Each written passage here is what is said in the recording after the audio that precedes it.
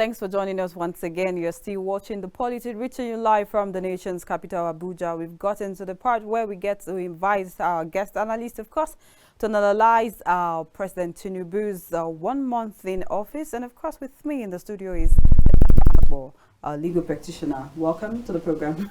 Thank you very much. Nice Mercy. to see you once again. Thank you. It's a pleasure. This your nice smile. It looks like you had too much salami to eat. This you see yesterday and today. Salami. Well, I would have said I've had so much of it. Okay. If only I had a fair share of the one you had, but I mean, they say we should spread love and salad. You promised we will not drag this issue. I'm not dragging. I'm only. I'm not a Muslim, so right now I'm depending on my colleagues. So of course you get. All right. So I should depend on them. Just know that there are persons who are also depending on you. So the chain keeps going. Yeah. How has salad been apart from, of course, salami? Yeah. I think it's been a good time. Yeah. It's an opportunity once again for us as a country that has persons from diverse ethnic groups. Of course, more importantly, persons who are subject to different religious beliefs. Okay. To once again have that understanding that periods like this we should be able to appreciate the diversity of our country and try to see how we can, as much as possible, foster unity and progress in our country. So it's been an interesting time for this year's Salah celebration.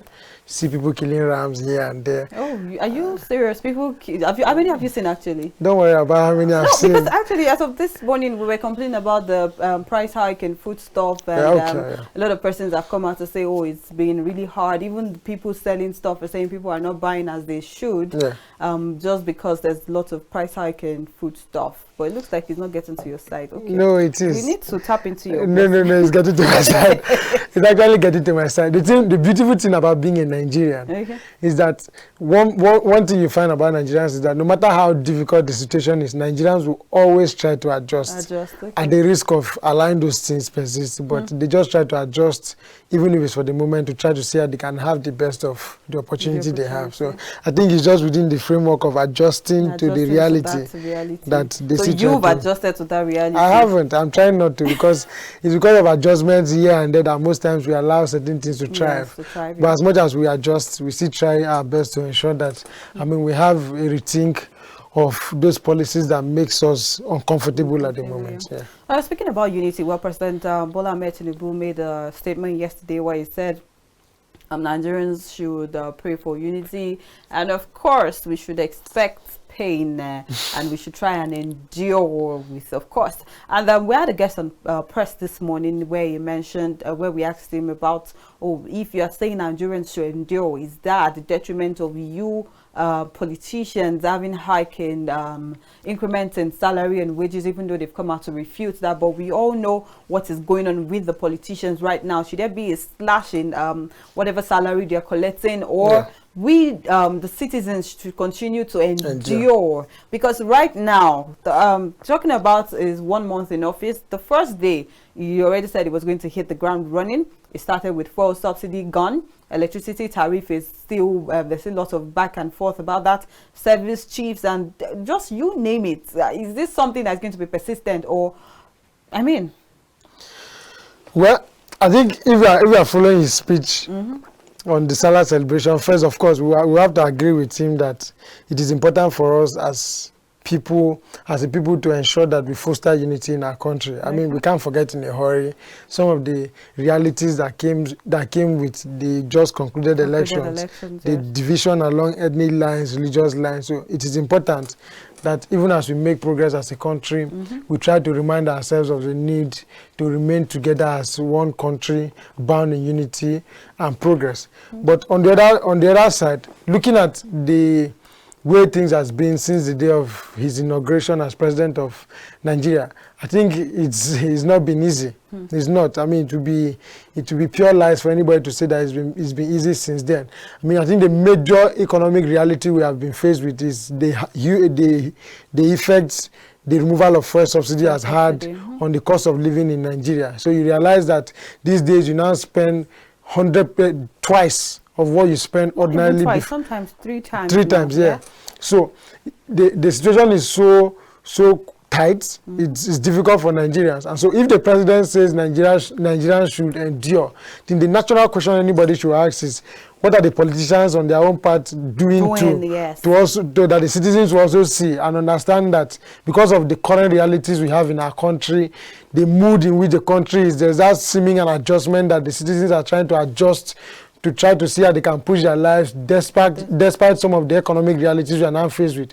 On the part of politicians, is there any form of inconveniences they are also suffering as a result of these policies? Yeah. These are conversations that are important because you can't tell Nigerians to endure, and on your own part as a president or governor or a National Assembly member, you are riding in fleet of cars, exotic cars for that matter. Let's talk about fleet of cars. I'm sorry to divert a bit. There's been a video going around the internet about when President Tinubu came into Lagos few days back, and then there were governors and of course senators and House of Rep members that went there to welcome him, and then coming out, people saw like over 20 fleets of SUVs, and then there's been questions. At first, people came out to say, oh, is that the president's convoy? And of course, you agree with me that the president's convoy cannot be that long. Yeah. But then take a look at it from this angle.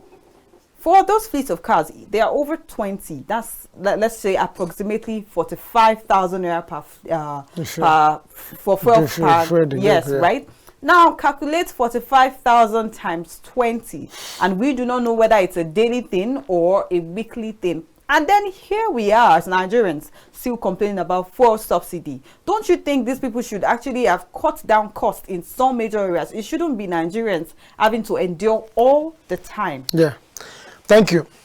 Now, I think that this issue borders on persons who are in leadership positions understanding the times within which the governance is, trying to understand the mood of the country and also trying to blend your activities within the mood that you find yourself. You can't introduce a policy that is having a huge economic realities on Nigerians. And then on your part, you are being comfortable. I think that is where the problem lies. And so the recommendations that are usually made in situations like this is that, see, you can't be saying that Nigerians should endure the economic realities with removal of fuel subsidy. And on the part of government, there's no deliberate move to ensure that the cost of governance is also reduced. I'm saying this because we understand that even as tight as the situation is now for Nigerians, we've not seen any deliberate move by the government to say, okay, why fuel subsidy has been removed so that we can channel the funds that were used for fuel subsidy into something that will be more beneficial to Nigerians. Let us also take steps to reduce, let's say, for example, the allowances paid to National Assembly members. For example, nothing of that nature has happened. And in fact, some weeks ago, we saw on the media space that there was a recommendation by the budget monitoring unit, recommendation that there should be an increase in there should be an increase in the salaries paid to some of our politicians. You begin to ask yourself a question of, is this the same government that is trying to ensure that we stabilize the economic situation in Nigeria, that is trying to increase the salaries for political office holders? But it's good that the presidential spokesperson came out to debunk it and to refute it. But beyond refuting it, it's not just about that attempt to increase. We are talking about the current situation of things in the country. We are saying that even politicians as it stands today, they are earning so much for little or nothing that is being done. If I may put it that way, for little or nothing. Because we find National Assembly members, for example, who go at the floor of the Senate or House of Reps, House of Assembly, whatever the situation may be, doing little or nothing to add to the governance of the day. But then they earn so much for doing little or nothing, as I've said. So we must be able to look into some of these things. We are not saying that, they should totally be wrecked of salaries or allowances that they should have, but there should be a downward review of what they earn, so that if the citizens are trying to endure the economic realities with the removal of fuel subsidy, it should also be that on the part of those who are the leaders of our country, there's also some form of economic reduction in what they're entitled to. It shouldn't be one-sided, yes. Because we are all Nigerians, whether we like it or not. And if nobody's more Nigerian. Nobody is more Nigerian than the other. If we are enduring the removal of fuel subsidy, the endurance should be on the part of government and on the part of the citizens. It shouldn't be that I feel like the government should even endure more than citizens. Yes, of course. The government should lead by example. Yes, they should lead by example. They should be the one moving Nigerians to the path of endurance. There's no way we see that the government, the cost of governance has been reduced, for example. That you don't even need to tell Nigerians at that point that they should endure. When they see that the government itself is enduring and trying to adjust to the economic realities that we are facing, Nigerians will naturally adjust to, knowing fully well that there is a leadership that is leading us in the tune of endurance. And so they too should follow in that part of endurance. So that's just, I think those are just the considerations that should be had when we are having this conversation around encouraging Nigerians to endure. Because I can tell you for a fact, it takes a lot to be a Nigerian, especially given the current realities we are facing. And if we have a government that tries to adjust and tries to live the same type of life that Nigerians live on a daily basis, I think that way the problems can be fine-tuned into each and every one of us. We can all have a fair share of what the policies are, and we can take deliberate measures collectively to adjust to some of those things, and beyond adjusting, to also put in mechanisms that will also cushion the harsh economic realities that these things have on Nigerians. Fuel subsidy has been removed. What do we say about transportation? What is the government doing to ensure that they cushion the effect of the removal of fuel subsidy on transportation, for example? Is there a deliberate move for government to affect the transportation system in such a way that because fuel subsidy has been removed, Nigerians, the money they pay for transportation should be a bit reduced? These are the conversations we need to have. Is there any effect it has on the cost of buying things in the market? How has the government been able to influence all of these things? These are some of the mechanisms that we are looking at for. Because, I mean, as much as that policy of fuel subsidy removal is commendable, it is valid. Most times we always make the advocacy is always on the implementation strategy and how you try to ensure that the effect of these policies is not so harsh on the citizens in such a way that it totally overturns the cost of their lives on daily basis. These are the issues. And so if you say that, oh, you remove fuel subsidy, it is only natural that in removing it, you should be able to look out for the outcome, the effect this policy, the removal will have, and try to ensure that you put in measures to cushion the effect of the removal of fuel subsidy. That way, of course, we can also see that, yes, beyond removing fuel subsidy, the government is also deliberate too, to ensure that, I mean, the effect of this is not so harsh that people can't even wake up to have 2 square meal. Let me not say 3, 2 square meal, or even a square meal, because you must start from somewhere. Okay, 2 things. According to one of the papers yesterday, Nigeria has gone from 90-something, having 90-something poor people to over 101 million deaths, if I'm correct. So that means before we used to say, oh, each Nigeria owes 300 and something thousand naira, but now if we take a look at that, it's going to be over 500,000 naira per Nigerians. That's on a lighter side. But then taking a look at that, what are these debts actually used for? Are they actually visible things that we can see? And then that aside, our politicians coming out to promise, oh, this and that. Yes, President Tinubu came on board, and before he came on board, I mean, during the campaign season, he said he was going to hit the ground running. So could it be said that he actually hit the ground running, given that even the President Buhari's administration already said they only made budget for January to June for subsidy? So you wouldn't totally blame it on President Tinubu, but I feel like the major issue was probably the way he said it. He wasn't sure, or let's say he didn't know the gravity or how powerful a president's speech is. Do you think there should have been proper preparations? I mean, right from when he was declared the winner of this February election till May 29, do you think he had ample time to actually prepare instead of coming out to give Nigerians fuel subsidy is gone? Well, the thing is, at first, we are not saying that removal of fuel subsidy is a bad thing. I mean, we applaud it. But we are saying that in removing it, part of what leadership entails is that when you put out a policy that takes away something, there should be an alternative, something that tries to cushion the effect that thing will have on Nigerians. And so if, of course, we've seen that the presidential spokesperson, I think it was reported some days back, that the president actually went off board when he announced the removal of fuel subsidy in that speech. So it tells you that ordinarily they were not prepared at that point to begin to implement that, the policy of the removal of fuel. He just said it randomly. But even if he said it randomly, and it has now become the reality with Nigerians, it has now become a policy that I mean, since its inauguration, it has already taken effect, and Nigerians are already dancing to the tune of its removal. The government must now be deliberate. This is the reality that we have when we are faced with. We must be able to address it head on, because, I mean, there can't be any excuse for leadership, if I may put it that way. There can't be any excuse. You can't simply say, oh, because I made a mistake in announcing it that way, please, that's the reason why we've not been able to implement it. No, the deed has been done. It's only natural and expected that they still try, within the time frame, of course, that we have now, to still manage the situation carefully so that Nigerians do not suffer so much from it. And I think there is another issue that most of us are not paying so much attention to. The fact that everybody seems to agree that the fuel subsidy was a scam. Everybody agrees that it was a scam. I mean, even those who are in government have come to acknowledge the fact that the fuel subsidy has been a scam. But you can't forget the fact that these are government funds. These are funds that were channeled into this policy over the years. We've seen funds being channeled into them. So by saying that it is a scam, it raises the issue of the fact that there are persons who have been benefiting from this scam. And so why don't we have a system where we recognize there's a problem and we try to take measures to solve that problem and deal with those who are responsible for that problem? That's another issue. Because I can tell you for a fact, there are persons who cashed out on the whole fuel subsidy scam, as most persons are complaining that it has been a scam.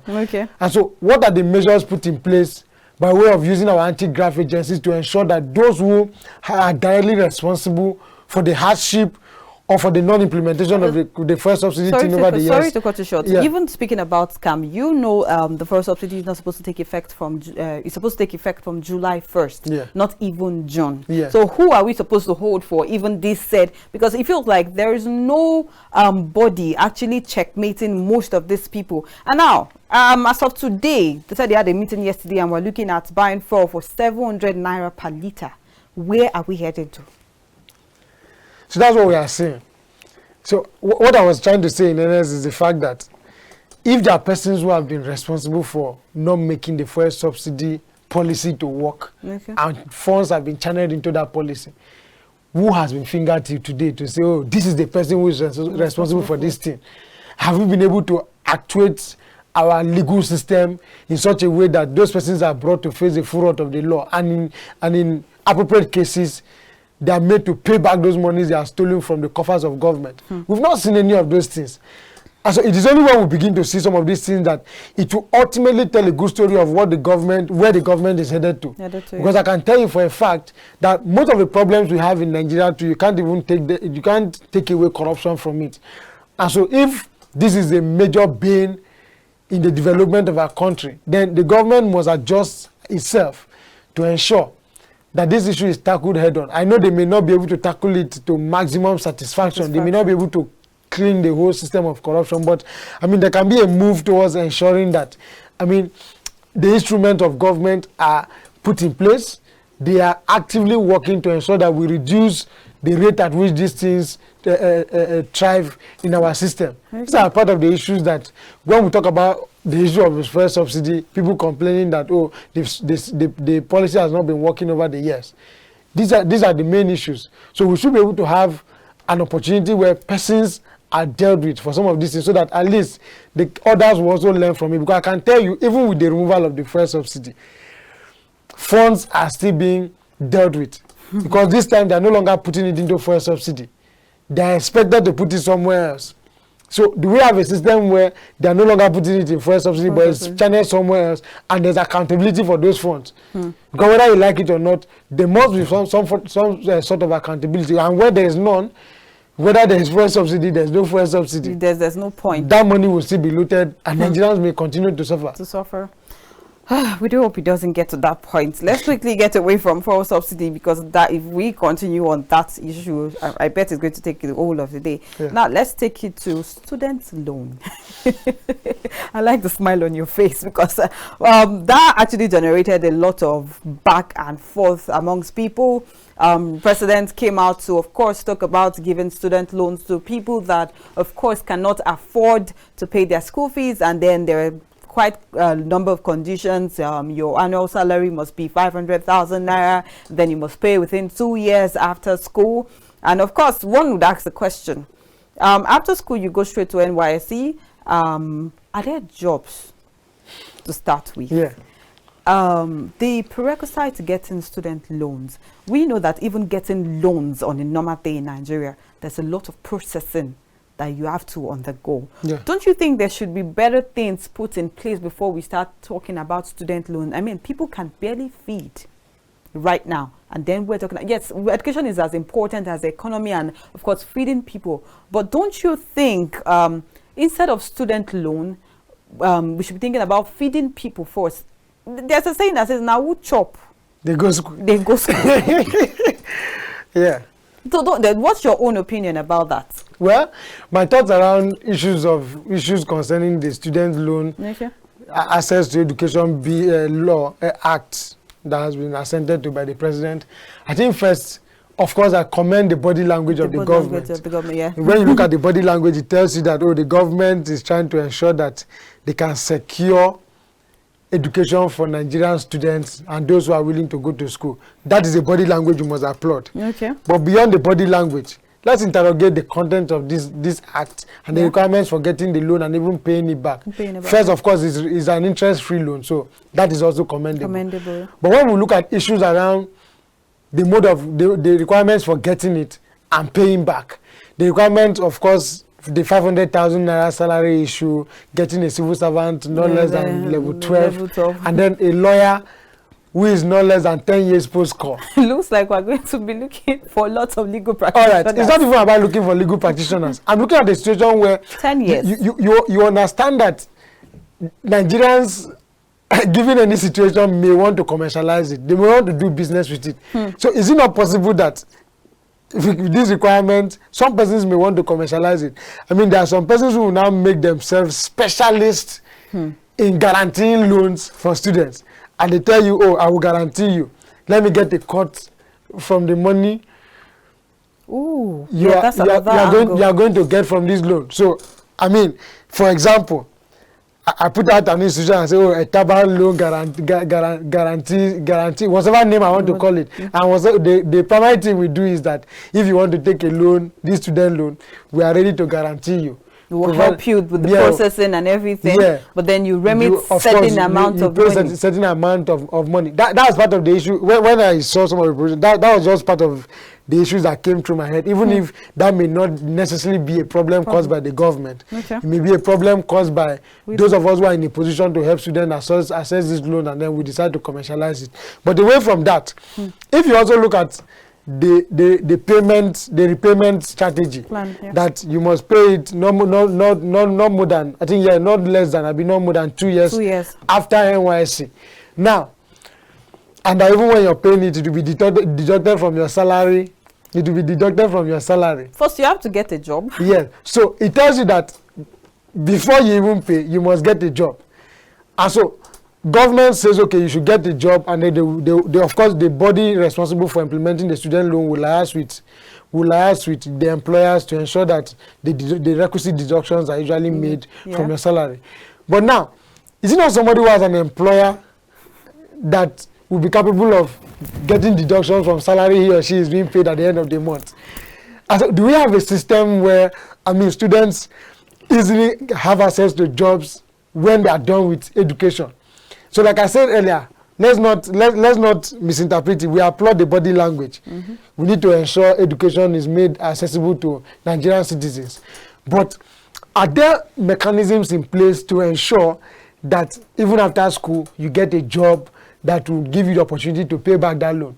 Because what happens, of course, there's a jail term. I think there's a jail term for persons who do not repay the loan. Exactly, because I was going to ask the question that do we even have data of the whole of Nigerians right now to even say, oh, we gave so person loan, and even if you don't get job with the federal government, you get job with a private person. How does the person know that, oh, this person is owing certain amount of money? All right, so even when you say they should pay back and then the employer, they will deduct from the employer, what happens to those who do not have jobs? So because the prerequisite for paying back, given what is there, is that when you have a job, they will deduct it from your salary. I don't have a job. How do you expect that person to pay the money? And aside the issue of the payment, I think we have to also blend some of these policies with the current realities we are facing in Nigeria. Okay. To go to school in Nigeria, beyond payment of school fees, you have to eat in the morning. You need accommodation for those who live who school in places where their parents are not there. Is it just the tuition fee that is the issue with going to school these days? Yeah. I can tell you for a fact that the money you spend to even go through the university system, for example, in Nigeria, for a particular year, school fees is just a little amount out of what you spend to go to school. And so it ultimately tells you that, I mean, as much as the government is determined to, of course, through the body language, ensure that there's access to education, the government needs to do more. They need to do more because there's no way a student, for example, with the realities we have now, a student has access to the loan, pays the tuition fee, but you are going to pay transportation that is twice what you used to pay a year ago. You are buying food twice the amount you used to buy before this time. The realities are just endless. We can't even mention all of them exhaustively here. But all we are saying is that most of these policies can only work when we have an enabling environment where the cost of living is cheap and is accessible to people, even down to the rural areas. That is where policies like this can easily work, and of course, Nigerians will enjoy them to maximum satisfaction. Okay, Nigerians will enjoy them to maximum satisfaction. I like that. Still speaking on student loan, don't you think the government should have at least addressed ASUU to start with? Because it feels like for every administration that comes on board, we always have one or two issues to deal with ASUU. And I feel more energy should have been channeled into, of course, settling whatever root cause there is between the ASUU and the federal government. And of course, with the student loan is a good way to start, of course. But then you cannot be taking loan for a school that the infrastructure is not even strong enough to teach you.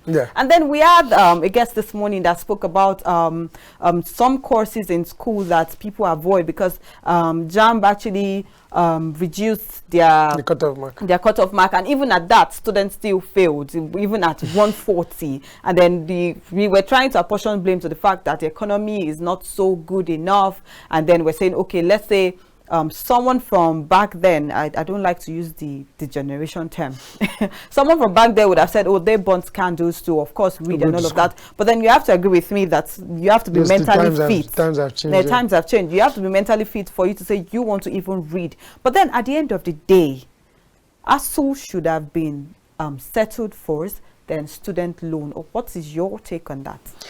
Well, issues around ASUU, as I've always advocated over the years, my advocacy has been the fact that the problem with ASUU, of course, pressure groups, you can take steps to sort out most of their issues. But the reality is that by their existence, you can never satisfy them to maximum, you can never give them full satisfaction. All you can do is always try to ensure that you negotiate, and beyond negotiation, you take steps to implement what has been agreed on the negotiation table. So we are not being pessimistic, and we are not prophets of doom. But what we are saying is that should there be an outcry by ASUU in this administration again, the expectations will be high. And why would the expectations be high? The expectations will be high because we now have a government that is manned by persons who, some of them served in the previous administration. And they were at some point at the forefront of the negotiation with ASUU. Take, for instance, the current chief of staff to the president, who was the former speaker of the House of Reps, Right Honorable Babajide. Of course, it is widely said that the last ASUU strike that lingered for so long was called off because of the bold step he took in convening that meeting between ASUU and the federal government, and they tried to reach a compromise.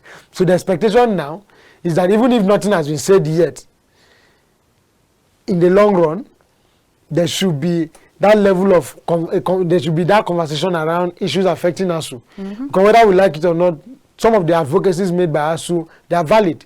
Issues around the state of infrastructure in our universities, and of course the state of what those who are lecturing our students are entitled to. in terms of their remuneration. These are conversations that are important, and we are hopeful too. We are expecting that the government should also be able to look into these issues. We know that the issues are enormous. We must agree. Government, especially running a country like Nigeria, where there are people from diverse ethnic groups, from different parts of the country, it is a lot. But when you take up the responsibility of leadership, knowing fully well that this is what the country is made up of, you must be able to brace up and stand up with the challenges that comes with leading the country like Nigeria. Speaking of bracing up, former President Buhari came out to say he was prepared for the job, but what he came, he said we're stubborn people to deal with. He said that running Nigeria, it's easier for him to take care of his cows in Daura than controlling Nigerians. Well, we do hope President Tinubu can do better than that. But then let's take a deep dive into part of the policies the president spoke about on the day he was inaugurated, and I'd like to list them quickly because we have limited time. He spoke about full range of domestic manufacturing. Electricity will become more accessible. Speaking about electricity becoming more accessible, I would say that is laughable given that electricity tariff is about to go high starting from 1st of July. Isn't that that's next tomorrow? Yeah, next tomorrow, exactly. What is your take about that? Is that the accessibility? Maybe you are a legal practitioner, maybe you would see it from another point of view. Well, the thing is that the government needs to be careful with the increase in prices for this, increase in this, increase in that. All of a sudden, everything is jam-packed together. Because, like I acknowledged earlier, when in government, the increase is only affecting the people, and it does not affect those who are at the helm of affairs. It begins to downplay the trust people have in that government. There's already trust deficits. So the government needs to be careful to ensure that while there's increase in this, increase in that, they give people, the citizens, the reason to believe in those increases. Because imagine that there's already increase in almost everything you should assess as a Nigerian now. And then the basic things such as light is now also being increased deliberately. Everything is still energy. So what now becomes the situation of things.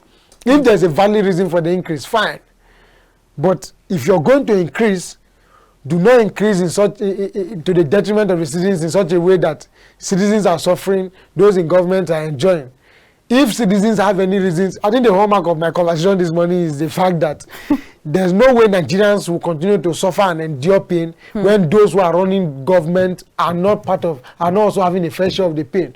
When it goes on and it is collective, everybody will have a reason to sit up, and those who have the responsibility to ensure that the policies try to cushion the effect of these issues, they would necessarily sit up. And so when it's only the citizens who are suffering, they are suffering, and then those in government are not also having a fair share of it, then there's a problem.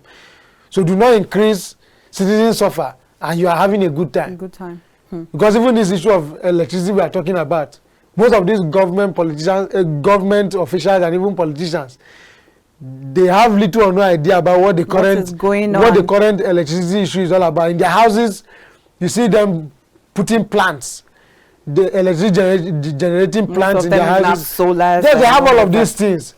But the common man in the rural area who wakes up and depends on NEPA lights will still be sitting down hoping that the light comes, and then now they are telling you there's increase in how much you pay to get that light.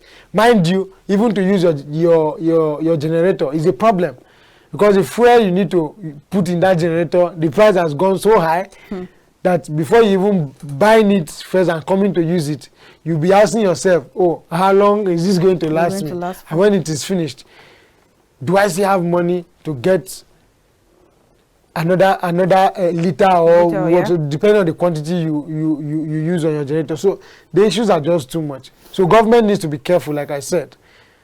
Now why the increase is going up, they themselves are not having a good time while the citizens are suffering. The essence of being in that office or holding office is so that issues like this are addressed, and if they cannot address it, the effect should be on all of us and not just on the citizens, and then those government officials are having a good time. Okay, I like that the way the angle you came from. And now we've spoken about for subsidy. We've spoken about talking about unified exchange rates. He said it's focusing largely on the economy. Of course, we've seen the bits about that. Yeah. But the question is, most of these policies, you would agree with me, might take more than 4 years to actually implement. And the question is, will 4 years, given everything is going on, when you give this type of speech? And we've of course we've read the agenda from from the time they were going round from state to state and declaring this and all of that. We don't even have bodies that can hold presidents accountable for not doing certain things. But at the end of the day, do you think 4 years is actually going to be enough? You've spoken about unifying exchange rates, stopping multiple taxations. Of course, there's the issue of taxation. You pay for TV tax, road tax, this tax, and all of that tax. Are we looking at in bringing on board what is happening in Lagos? Of course, Lagos is the highest paying tax state in Nigeria right now. Tax headquarters of Nigeria. But then you could actually see that it's working, even though there's the traffic and all of the drama going on with them. But then it works for them. Are we looking at bringing that on board for Nigeria as a whole? I think one thing we must applaud from what we've seen so far is the fact that President Tinubu looks like somebody who is ready to dare the odds without looking back. So, because some of us feel to even run the country in Nigeria, sometimes the leader has to be very decisive. You must be ready to take drastic measures to ensure that you get things working. And so if that becomes the situation of things, we are not saying you should do that and then to the point where you begin to match heads here and there without even having recourse to the fact that there is a rule of law that you must obey and all. But what we are saying is that there has to be that deliberate move from the government to get things done. So the policies, the projections may be many, and it's unfortunate that in Nigeria, when somebody gets into office, we don't talk about the 4 years plan. Nigerians already talk about an eight years plan because they believe once you enter till 8 years you can't leave. So, but if we have to go by the 4 years projection, I think that first we must see that deliberate move from the government that they are committed to doing most of what they have promised to do. Because I can tell you for a fact that almost everybody who runs an office and says he wants to hold so office, most times they have that willingness to do things, but they have that intention to get things done. But the willingness and taking action for that thing to work is not there. And so we are hopeful that within a 4 years period, the government should be able to implement most of these things. And like I said, it's just all about ensuring that the institutions responsible for all these things work. And in less than no time, we'll see that the government is going to roll out the appointments for different ministries and agencies of government. That's another area we are looking out for, because once these persons are appointed, those ministries and institutions will now be responsible for ensuring that the particular area of government that they are in charge of works for the benefit of Nigerians. So how well is the government or the president able to coordinate the affairs of these ministries to ensure that those who are responsible are living up to expectation, they are not using their offices for personal aggrandizement? These are the issues that will ultimately affect how well the government will be able to implement most of their projections for the next 4 years. And so if we have the president being deliberate and being decisive, being responsible and accountable enough to ensure that every institution is working to the benefit of Nigerians, I think that will ultimately help our country to make progress. And of course, in 4 years, we should be able to sit down just like we are sitting down now. Look at the track record, and then possibly we should be able to say, oh, thumbs up for a job well done on this. Thumbs up for a job well done on this. We think you deserve another 4 years. That's if we may have to say all of that. That will ultimately be dependent on how well they're able to use this 4 years, the 4 year period that they have currently. Okay, all right. Thank you very much. I like that analysis. Now let's move to agriculture, and we won't talk about agriculture in the rural area without talking about security. The president said the commodity board and securing the rural farmers is on top of his list, and of course security. And for the past few days now, we've seen where farmers have been killed severely, and then we still have the case that we can talk about killings and not talk about the man that was butchered because of blasphemy in a certain part of the country, which is quite sad given that the world is actually going digital right now. But then my question, they've said Nigeria does not have the digital infrastructure to actually run a cashless policy. Do you think so? Well, the issue of Nigeria being able to being digital enough to run a cashless policy, I think most of when we talk about issues around technology and all, the first point of call that I usually have is how this policy is accessible to people in the rural area. That is always my concern, because if you look at the period within the Naira redesign policy, when that policy came up, those of us who may be here in Abuja, of course, the effect was very, very, very enormous. The effect was enormous on each and every one of us. And now you begin to ask yourself, if it is this tight for us who are supposedly close to government, what is the situation with those who are in the rural areas where they don't even have POS, for example?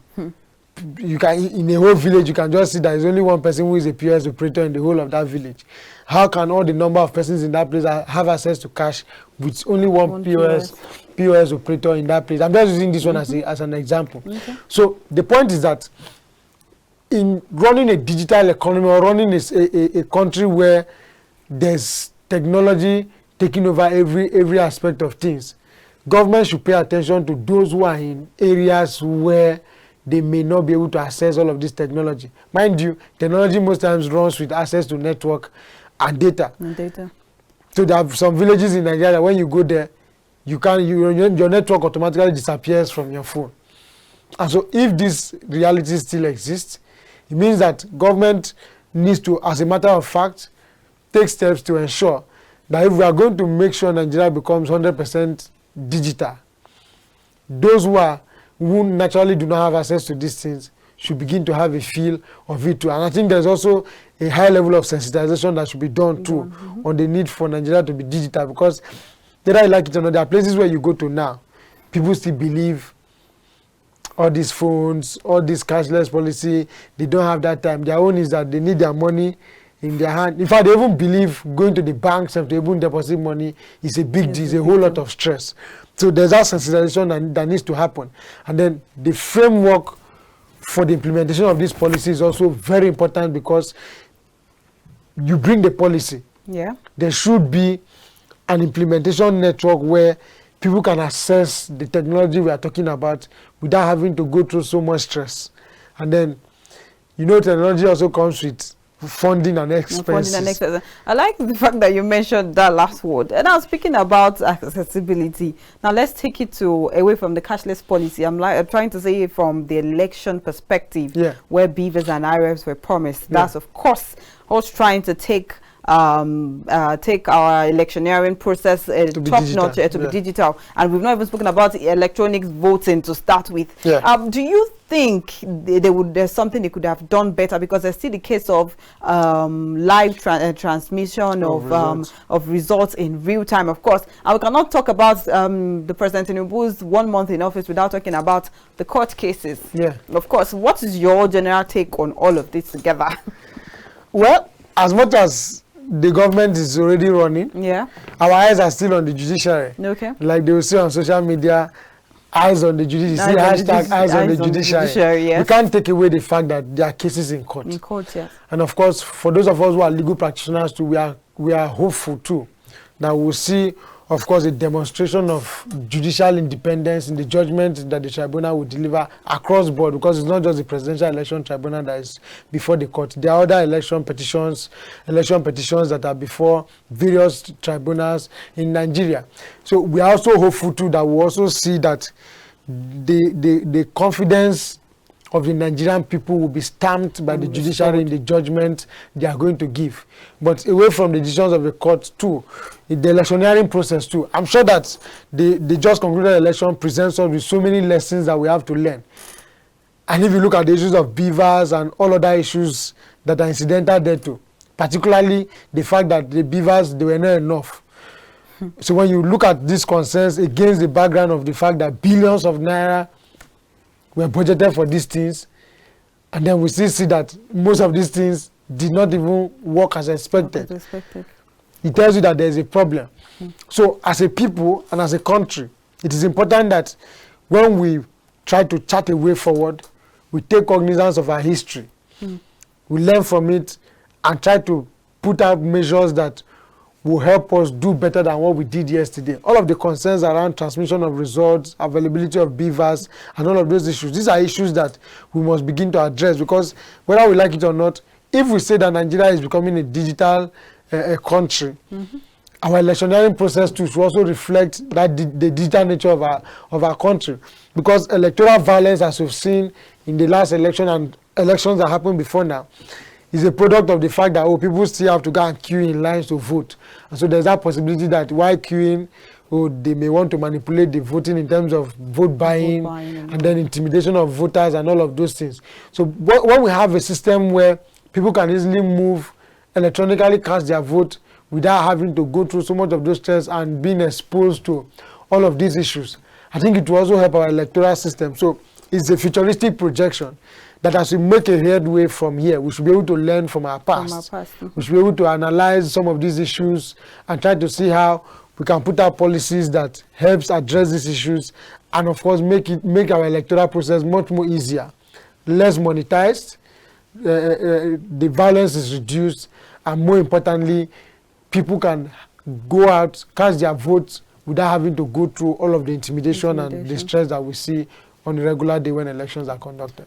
Okay, do you think Nigeria has actually moved a bit forward when it comes to being digital, or we moved backwards? I mean, are we taking just few steps forward, or we've been pushed to the back? We've moved a bit. Okay. We've moved a bit. If you are talking about the election, of course, Beavers itself tells you that, Nigerians are making a headway towards being digitalized. The only issue is the implementation, as we always say. You take a step, say this is the policy, but how it's implemented is another problem. Don't you think man factor is part of why that beaver didn't actually work properly? Of course. We know that technology does not operate on its own. There's always that human factor that helps it function properly. So human factor to the extent that those who are responsible for collecting monies to purchase those beavers, that's a human factor.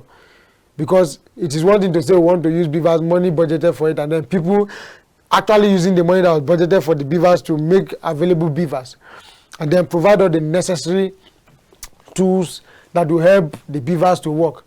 Even aside the elections, there are other angles where technology is beginning to eat into the things we do on a daily basis. Okay. How well does the human instrument responsible for operating all of those technological equipment function to ensure that, we get the best out of it is another issue. Okay. So the human factor will always play a critical role in terms of the implementation, more importantly, implementation that cuts across, making sure that money budgeted for these things are used for that particular purpose, and also ensuring that when you procure those things, you use them for the purpose in which they were procured.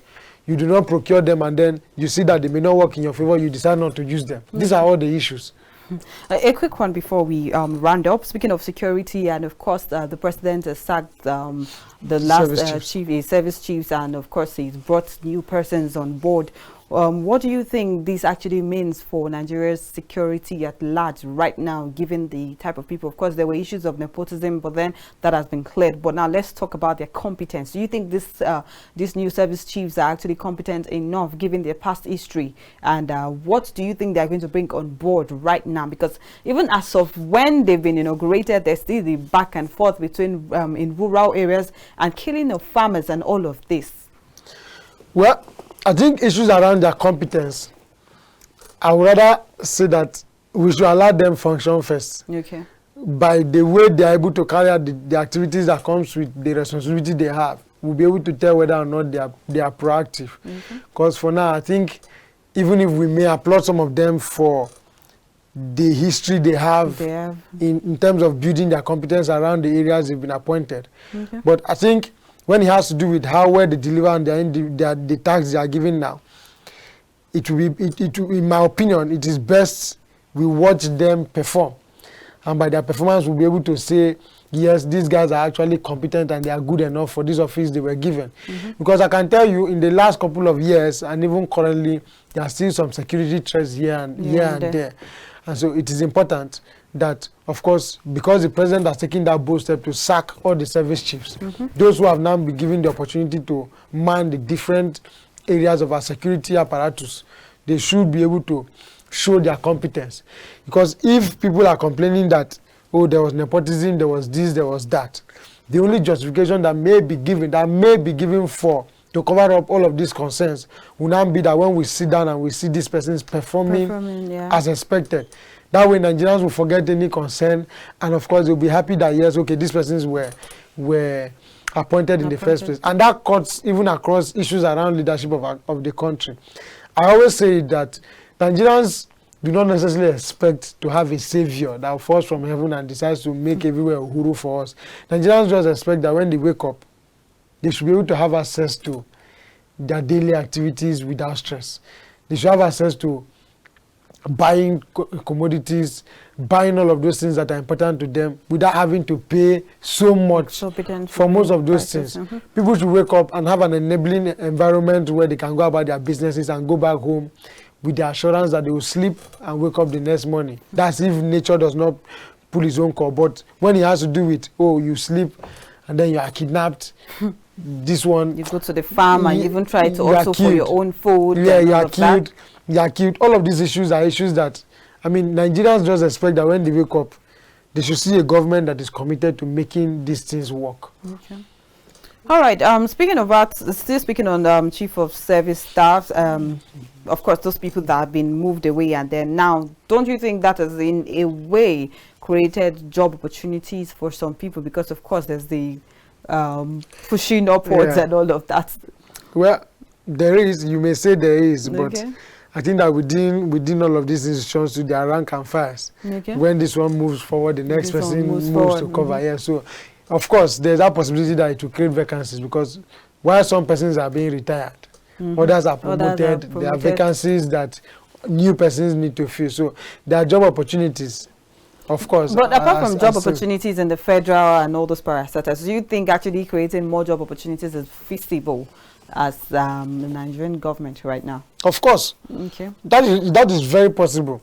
Like we always acknowledge, the problem with most of these employment issues I know is the fact that there's just too much favoritism. You must know somebody that knows somebody before you get a job. If we have a transparent system, ask yourself, why is it that Nigerians, when they leave the four walls of Nigeria, they go abroad, they thrive. They do so much in the educational system and beyond the educational system. Even when they get within the job space, they still find their footing and they are doing so well, competing favorably with their contemporaries. Why can't we have these persons still run their lives in Nigeria and still thrive? So it's not that Nigerians are not competent to have jobs. It's just that our system has not been able to adjust in such a way that they allow the right persons to get the employment opportunities that they need. Let's have a system that is transparent, a system that is fair, a system that does not necessarily thrive on you knowing somebody and the other person knowing another person before you can get a job. I think when we are able to cut down on most of these things, people will have more access to employment opportunities, because we have a current reality where those who have access to these things have mortgaged these things, they put them in their pocket, and before you smell it, you must be somebody who knows them, or somebody who knows somebody that knows them. These are the issues. So let's be able to address these institutional problems, work on creating these opportunities and allowing persons who naturally have the competence to man those employment opportunities, and see if our country will not progress. Okay, what's a general overview about this administration in, let's say, 60 seconds? I'd like to round up. Well, my overview of the administration is that the expectations are high. Okay. Of course, the election presented itself with so many realities that, I mean, what used to be is no longer the situation of things today. Okay. And so the expectation is that the government must show a level of empathy towards the concerns of Nigerians. Yeah. The government must not be one that issues a policy and then Nigerians are living a different reality. There must be that empathy. The government must blend itself with the expectations from Nigerians, and at all point in time, the government must respond to the realities as they come up, because it is only when the government is responsive That is when Nigerians can feel the impact of the government. But I think the president has actually been doing better off than the past administration when it comes to that. He's doing his best. Yeah. But for now, we would not like to be cutting flowers for anybody. Let's watch. I think it's still too early in the day. Too early to actually. Yeah, for us to begin to beat drums of commendations here and there. Okay. I think as much as, I mean, some policies and some actions, of course, are in the right direction. Okay. We like to rather watch and see how the coming days will unfold, so that as it unfolds up to 4 years, we'll now be able to look at the journey so far and say, okay, thumbs up for a job well done. Okay, all right. Thank you very much, Etaba Agbor. It's been an inspiring, and of course, we've learned a lot from you. Thank you for joining us today on the show. We do hope we'll have you one more time or some other time, of course, on the program. Thank you very much. Thank you. All right, our viewers at home, that is where we come to the end of analyzing President Tinubu's 30 days in office. Of course, it's been a month. If you don't know, now you know. I remain Messi Babajide, and thank you for joining us on the POLITY this afternoon. See you same time, same station tomorrow. Bye.